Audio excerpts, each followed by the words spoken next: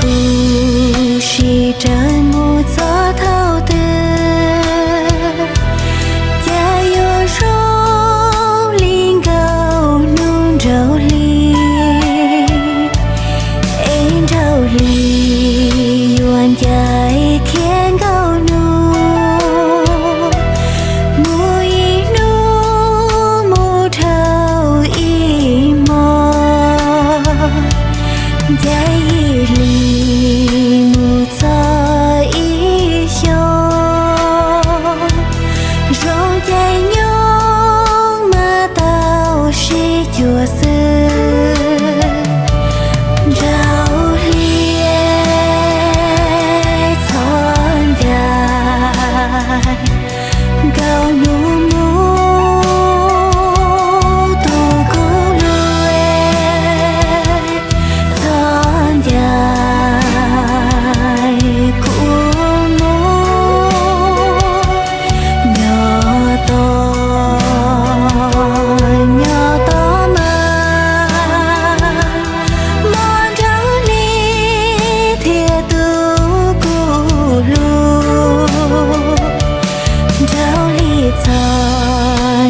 ？trao y lưu nô cô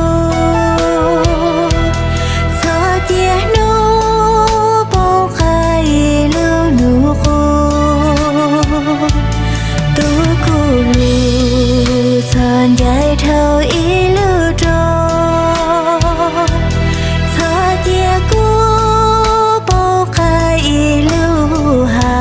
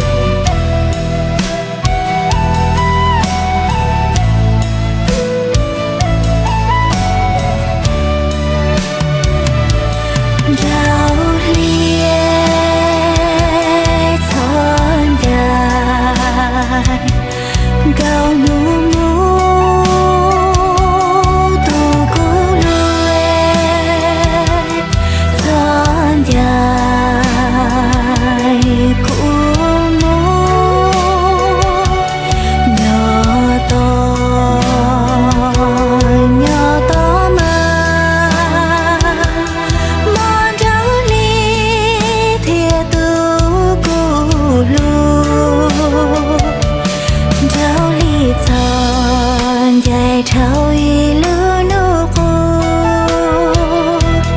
cho tia nô bông khai lưu nô cô tu cô lưu chọn dài trao